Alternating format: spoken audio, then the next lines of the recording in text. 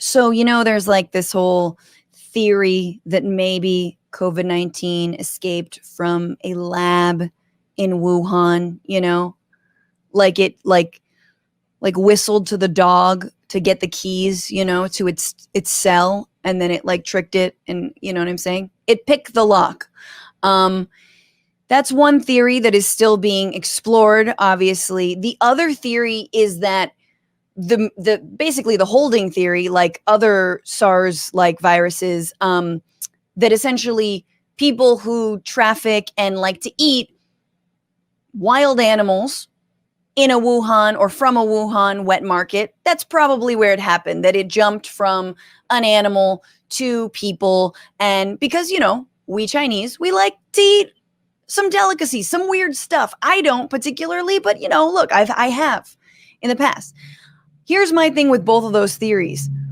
Whichever one is the least racist, let's go with that one.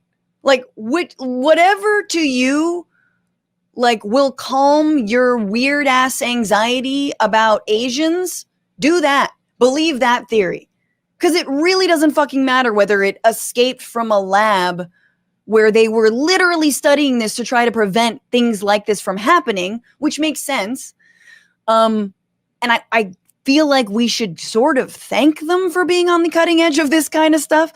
Or it was from a wet market. Either way, it all feels xenophobic and weird to me. And so I'm like, whichever one is less racist, let's go with that idea.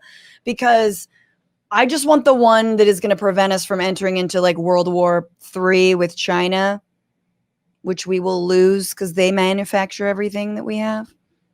Not the weapons yet, but probably soon. I'm also bitching about something very stupid, which is that I changed what was behind me.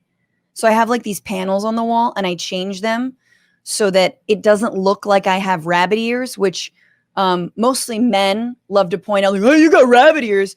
And I changed it and it's like nothing fucking happened because I know my boyfriend looked at that and was like, something's wrong there. I got to change that back. And he clearly changed it back unless those panels are alive and they can move. So now I've got bunny ears again.